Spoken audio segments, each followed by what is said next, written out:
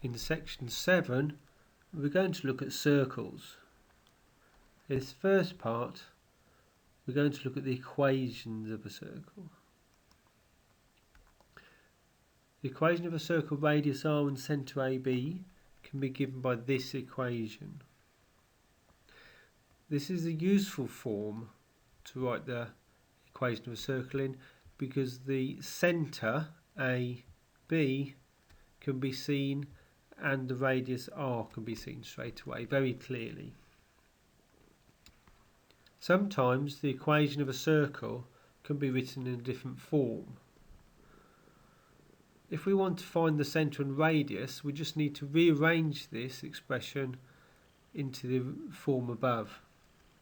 So we'll start, write out the equation.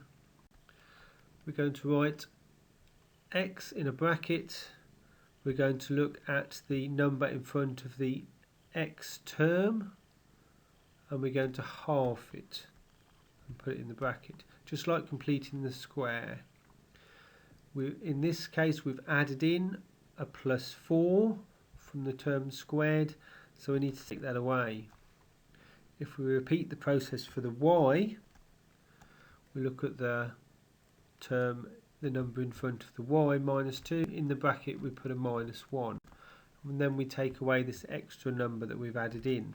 This is all equal to 0. If we collect the numbers together and take it to the right hand side, we have something very similar. We're going to rewrite this in the form x take away minus 2 squared plus y take away 1 squared equals root 5 squared. This might seem more complicated than the line above, but it is now easier to read that the centre is minus 2, 1 and that the radius is root 5.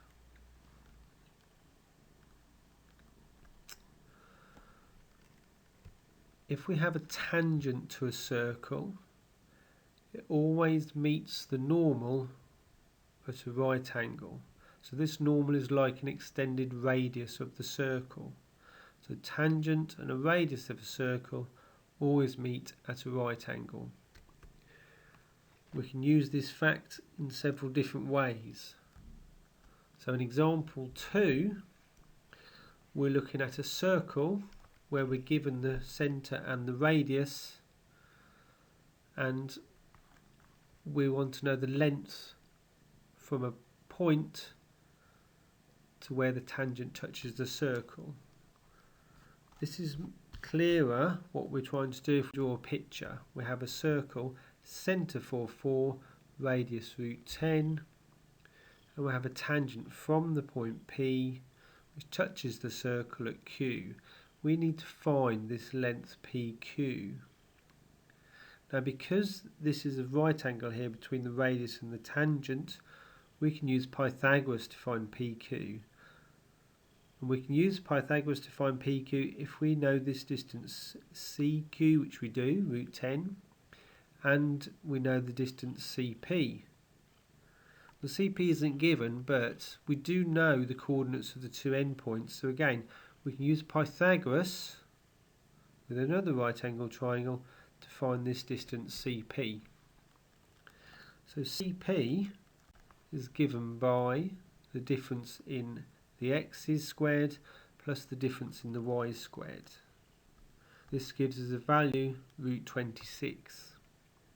Now we can apply Pythagoras to the triangle we've given in the diagram, so that PQ is the root of CP squared minus CQ squared. If we put the numbers in, we get that PQ is 4.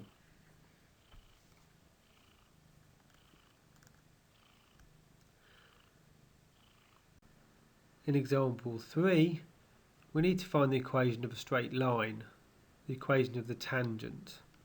Again, we're going to draw a diagram. We're given the circle, centre 10, 4, and we're given the point where the tangent touches the circle, 4, 6. If we want to find the equation of any straight line, we need two things. We need to know its gradient, and we need to know a point on the line. We have a point on the line we want, but we haven't got its gradient. But we do know that this tangent is perpendicular to this particular radius. And we can find the gradient of this line, AS, because we've got 2 points on this line. So we start off by finding the gradient of AS. Well, this is the change in y divided by the change in x. Remember to keep the 6 and 4 together from the 6, 4, and the 10 and 4 together from the 10, 4. We get a value of minus 1/3. So if the gradient of AS is minus 1/3, then the gradient of the tangent is the negative reciprocal of minus 1/3. Or better, we turn the fraction upside down and change the sign. So the gradient of the tangent is 3. We also know the point on the tangent is 4, 6.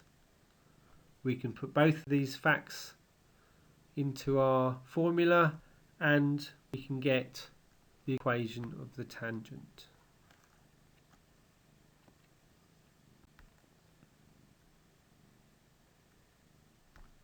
Here is a typical exam question for you to try. Press pause, and once you have finished doing it, press play again to see the answers.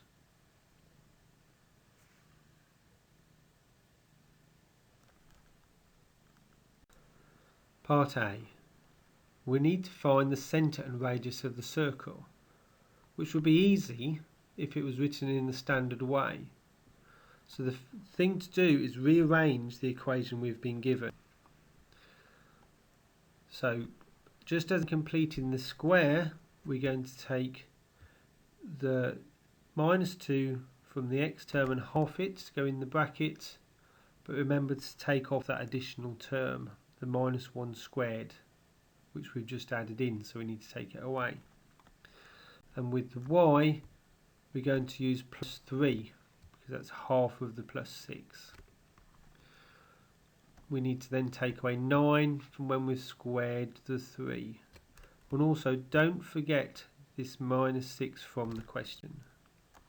If we now collect all the numbers together and take it across to the right hand side and rearrange in the exact form, we can then easily read off that the centre is 1 minus 3 and the radius is 4. Part B, we need to check whether a particular point, in this case 0, 0, is inside or outside the circle. We're going to check how far the point 0, 0 is away from the centre of the circle. To check how far away 2 points are from each other, we're just going to use Pythagoras. So if the points are 0, 0 and 1 minus 3, the length OC is this root, which we can find is root 10. We know the radius is 4, and we know root 10 is less than 4, so we know that the point O must lie inside the circle. We'll leave you with the key points from this section.